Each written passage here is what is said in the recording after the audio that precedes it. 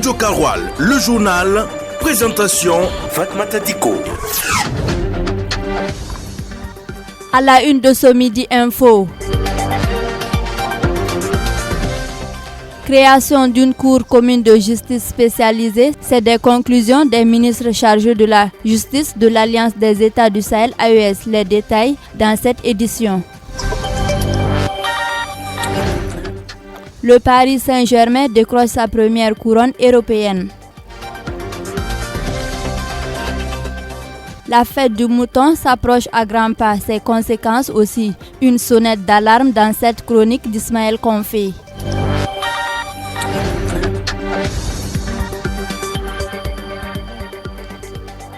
Chers auditeurs, ce sont les grands titres de cette édition que je vais prendre plaisir à développer. Bonjour et bienvenue à votre première session d'information de la mi-journée sur votre radio de la communauté.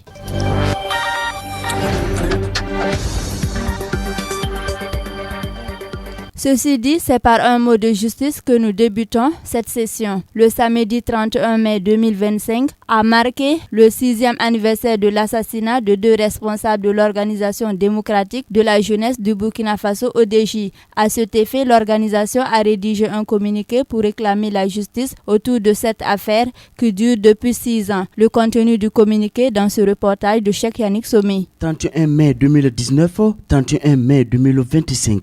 Voilà 6 ans que l'Organisation démocratique de la jeunesse pleure deux de leurs membres, Fahadou Sissé et Ama Balima, qui militaient depuis la section Yaga. Les circonstances de leur mort ont amené à croire à un assassinat. Le communiqué précise que c'est en se rendant à une audience avec le haut commissaire du Yaga en mai 2019 que les militants ont été criblés de balles et ensuite mutilés et leurs corps jetés à quelques encablures de la ville de Seba. Dès lors, l'Organisation démocratique de la jeunesse ODJ a réclamé une procédure judiciaire qui jusque-là peine à démarrer. D'où l'autopsie des deux corps se fait toujours attendre depuis la morgue de l'hôpital de Bogodogo. Impuissante malgré les 3 régimes qui ont dirigé le pays, l'ODJ dans sa note réclame que justice soit rendue à ses militants et les commanditaires et exécutants de ce lâche assassinat répondent de leurs actes. Entre autres messages livrés dans le communiqué,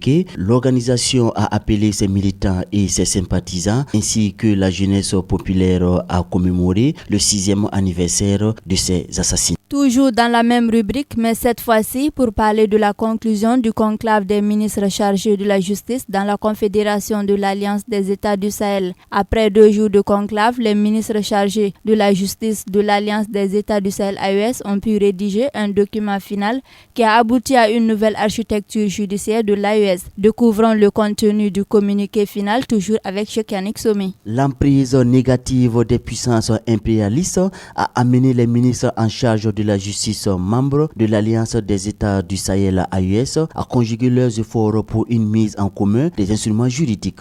Parmi ceux-ci, il y a la création d'une cour pénale sahélienne et des droits de l'homme. Cet organe sera chargé de juger les infractions de crimes contre l'humanité, de crimes de guerre, de crimes de génocide et de crimes d'agression, mais aussi les infractions liées au terrorisme et au financement du terrorisme, au blanchiment de capitaux et aux violations graves des droits de l'homme. Le communiqué final des ministres aésiens de la justice a aussi prévu la construction d'une prison de haute sécurité qui sera rattachée à la Cour pénale sahélienne et des droits de l'homme. Cette mesure va permettre d'harmoniser les statuts du personnel pénitentiaire des 3 pays afin de les rendre conformes aux règlements internationaux. Pour ce faire, un comité d'experts va être chargé de rédiger les statuts et textes régissant les professions libérales du secteur de la justice. Le communiqué final de 20 points fait ressortir l'entraide judiciaire entre les États de l'AES, l'extradition et le transfert des personnes privées de liberté, ainsi que l'harmonisation des législations pénales relatives au terrorisme et à la criminalité transnationale organisée. Dans la dynamique de la digitalisation, les ministres ont prévu une plateforme numérique de coopération judiciaire et d'un fichier unique des personnes recherchées, poursuivies ou condamnées pour crimes contre l'humanité.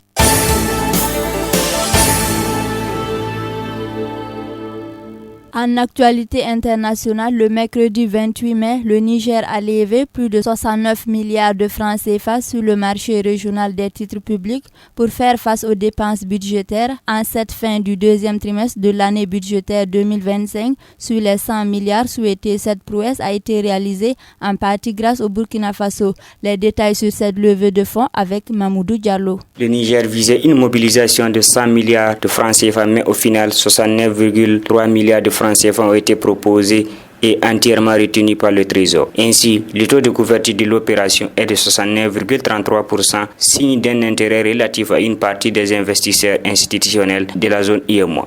Sur un an, le rendement a grimpé de 10,86% contre un taux fiscal de 6,30%. Pour le titre, à 3 ans, le rendement atteint 9,58% malgré la même baisse fiscale de 6,30%. Des niveaux particulièrement élevés qui renchérissent significativement le coût de la dette pour l'État. Ces taux s'expliquent par une exigence forte de rémunération des investisseurs en réponse à un contexte politique complexe au Niger et un climat économique sous tension. Pour les investisseurs, le champ d'opportunité du Niger est quelque peu étroit car le Burkina Faso a représenté à lui seul 93% des souscriptions, soit 64,3 milliards de francs CFA. Cette situation interroge sur la viabilité d'un financement essentiellement basé sur des taux proches de 10%, alors même que le service de la dette pèse déjà lourdement dans le budget de l'État. Foot, basket, handball, judo, cyclisme, le sport. Deux actualités sportives animent ce Midi Info. On commence par les résultats de la Coupe du Faso. L'USFA a offert une véritable démonstration de force le vendredi en finale de la Coupe du Faso Dames 2025 face à une équipe de NAS dépassée par les événements. Les militaires se sont imposés sur un score fleuve de 9-0, décrochant ainsi un nouveau titre prestigieux.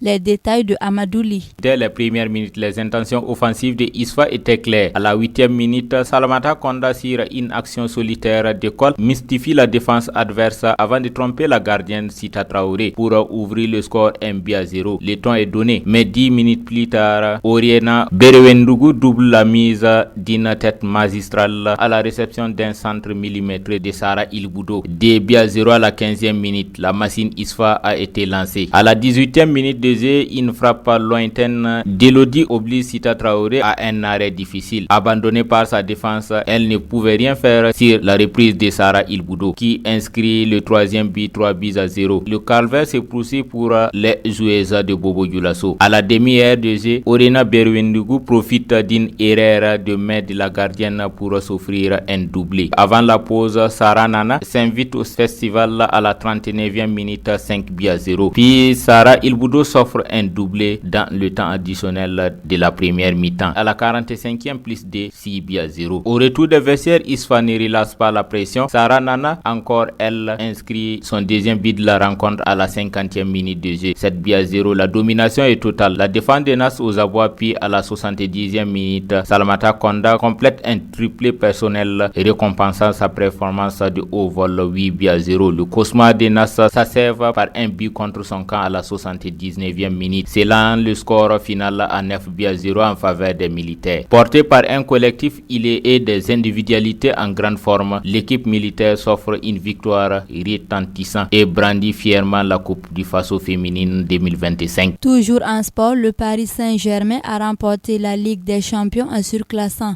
l'Inter Milan 5-0 lors de la finale de la compétition le samedi à Munich. Les Parisiens décrochent ainsi leur premier titre dans la compétition la plus prestigieuse d'Europe avec le plus grand écart de but lors d'une finale de C1. Retour sur cette nouvelle, toujours avec Amadouli. Du bord du gouffre à l'extra, du doute à la séduction, le PSG 2025 coche toutes les cases de la belle histoire. Le début de la phase régulière frotte avec le fiasco. Après 5 journées, le club de la capitale est au bord de l'élimination avec une victoire, un nul et 3 défaites. Le PSG a dû passer par les barrages pour arriver en finale de la Ligue des Champions. Tandis que l'Inter de Milan a terminé à la 4e place et s'est qualifié directement pour les 8e. Les Parisiens ont totalement dominé la rencontre, effectuant une véritable démonstration de force face aux interistes. Dépassé par la technique et le jeu collectif adverse, le PSG a fait la différence très rapidement grâce à des buts de Achraf Hakimi à la 12e minute et Désiré Doué à la 20e. Le jeune attaquant international français de 19 ans, passé décisif sur l'ouverture du score, a éclaboussé le match de tout son talent, en marquant un 3e but en seconde période à la 63e minute avant un 4e signé Kvaratskhelia à la 73e, puis un 5e œuvre du jeune Seny Mailou à la 86e minute. Le PSG signe ainsi l'exploit. Il s'agit du plus grand écart dans une finale de C1. Les interistes n'ont pratiquement pas existé dans... Refermons cette session par une chronique. En effet, plus que 4 jours pour la Tabaski, la fête de l'El El Bekir ou la fête du mouton. C'est un jour de joie et malheureusement un jour où beaucoup s'adonnent à des excès. C'est pour tirer la sonnette d'alarme sur ces excès qui peuvent être néfastes que cette chronique vous est proposée par Ismaël Konfi. Tout est au rendez-vous. Le carburant est arrivé, les motos ont été révisés en bonne forme et sérieux ce gâteau, les Madrilènes sont contents parce qu'ils sont parvenus en quart de finale de la Ligue des Champions et les Barcelonais aussi parce que l'Inter a perdu face au Paris Saint-Germain.